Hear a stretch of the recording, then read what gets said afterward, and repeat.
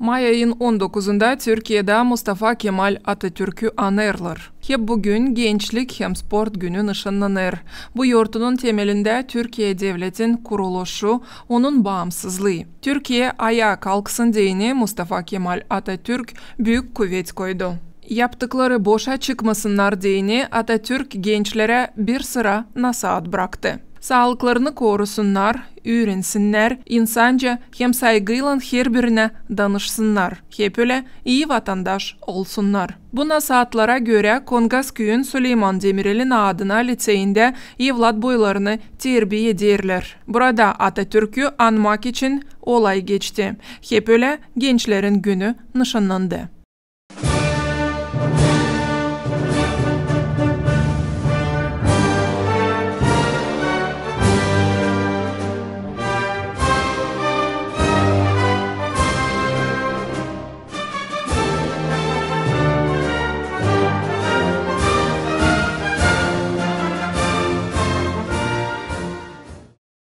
Süleyman Demirel'in adına Moldovan Türk Liseyi Kongasköy'ünde 1999. yılda açıldı. Bugünkü gün burada yakın 170 öğrenci öğrenir. Onlar Gagozier'in hem de Moldova devletin türlü dolaylarından. Öğretim prosesi 4 dilde geçirilir. İngiliz, Rus, Rumun hem de Türk. Atatürk'ün sözlerini hem de yaptıklarını burada iyi bilir her bir öğrenici.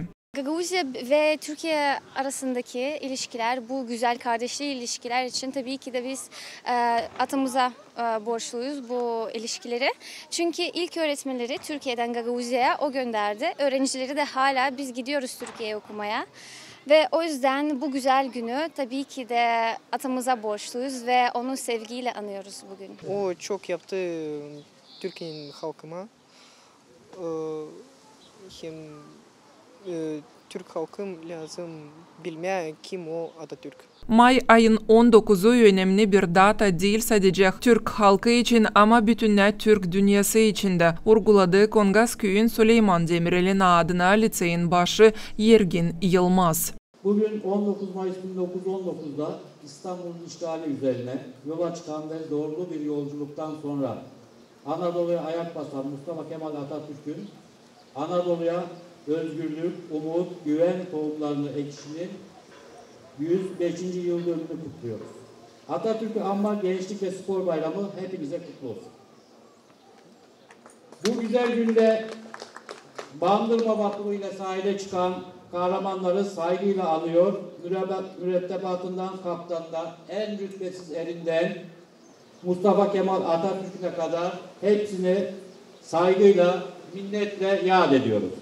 Yortulu olayda Moldova'da Türkiye Devleti'nin büyükelçisi Uygar Sertel bulundu. O şükür ettiği üretim kurumunun öğrencilerini hem öğreticilerini yüksek uğurda hizmetleri için evlat boyların terbiye etmesi için Uygar Sertel çizgiledi yani her biri Mustafa Kemal Atatürk'ten örnek alsınlar lazım hem onun nasihatlarına göre yaşamaya çalışsınlar. Bayramımız kutlu olsun. Bugün Ulu Önder Mustafa Kemal Atatürk'ün ülkemizi düşman işgalinden kurtarma ve aydınlığa kavuşturma amacıyla Samsun'a çıkışının yıl dönümüdür.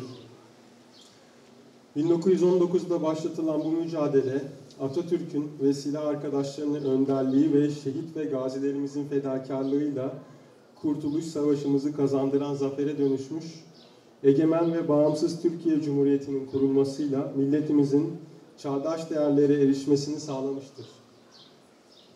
19 Mayıs bu açıdan Türk halkı için bir dönüm noktası olmuş, bağımsızlık ve milli egemenlik kavramlarının milletimiz için ne kadar önemli olduğunu güçlü biçimde göstermiştir.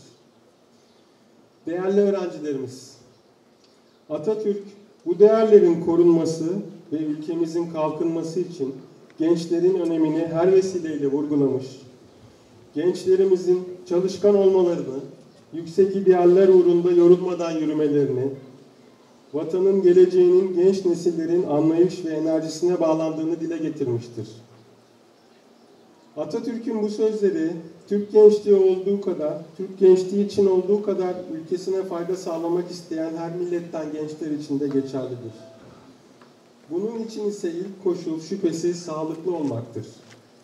Bu vesileyle spor yapmanın, beden eğitiminin ve dinç kalmanın zihinlerimiz için ne kadar gerekli olduğunu bir kez daha hatırlatmak isterim.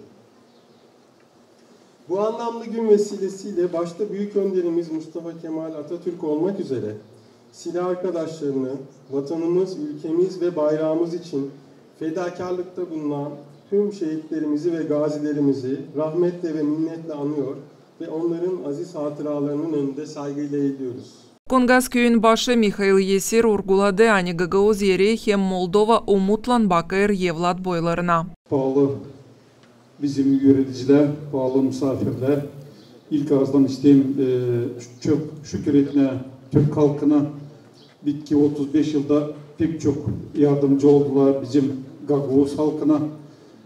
24 yıl geri bir inanmadan burada olacak okul oldu. Büyün bizim gençler hepsi pek şükür ediyorlar çok. Sizce de gençler uysun ileri doğru yönüne de vatanımız bekleyen vatanı kaldırma daha yukarı. Sizden bizim umudumuz gençlik o her bir devletin umudu. Gagaoz Yerin Üretim Bakanı'nın başın yardımcısı Alona Arnaut şükür etti Türkiye Devleti'ni yardım için üretim prosesinde. O hep öyle danıştı gençlere hem diledi onlara yüksek başarıları gelecekte. Gençlik ülkenin geleceği ve bugünüdür. Bu gelişen bir devletin umudu ve desteğidir. Her adımınız doğru ve düşünceleriniz saf olsun. Hayatınız zengin ve çeşitli olmasını diliyoruz. İçinde her şeye her yer olabilsin. Çalışma ve bilim, eğlence ve sosyal hizmet, dostluk. Size sağlık ve iyi şanslar diliyoruz.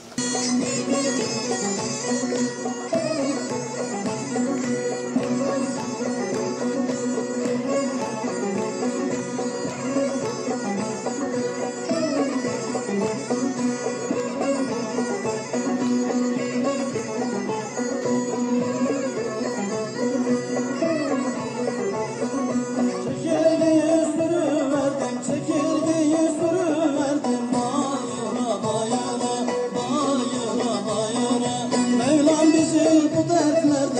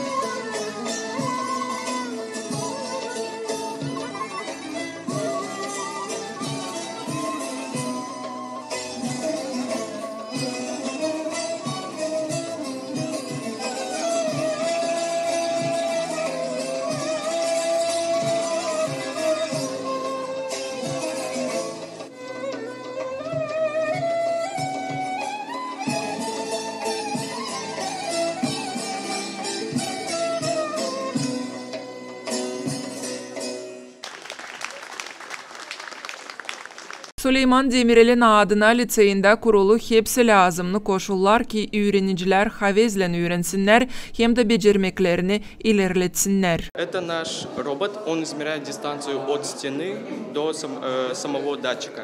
Как вы можете видеть, здесь очень много компонентов, такие как сервомотор. Biz fizika derslerinde bu robotu kurduk. Bu soyteknikanın hem datçiklerin yardımından gelecekte yol razgelmelerin sayısını iyisiltmeye var nasıl. Благодаря этому можно создавать навигационные системы, которые впоследствии могут инсценировать автокатастрофы. Благодаря этому люди могут учиться предотвращать эти случаи. Öğreniciler halizden talantlı. Urgulayırlar Kongas köyün Süleyman Demirel'in adına Moldovan Türk Liseyin öğreticileri. Fizik dersinde çok güzel başarılılar. Onlarla sürekli deneyler yapıyoruz laboratuvarda. Onlar fizik dersini görerek öğreniyorlar. Bu okulda çalıştığım için çok şanslıyım çünkü öğrencilerim çok iyi. Ne gösterdiysem onlar öğreniyor. Derslerden sonra öyle robotlarla çalışıyoruz. Çocuklar program yazıyorlar robotlara, öğreniyorlar nasıl onları bağlantı yapmayı.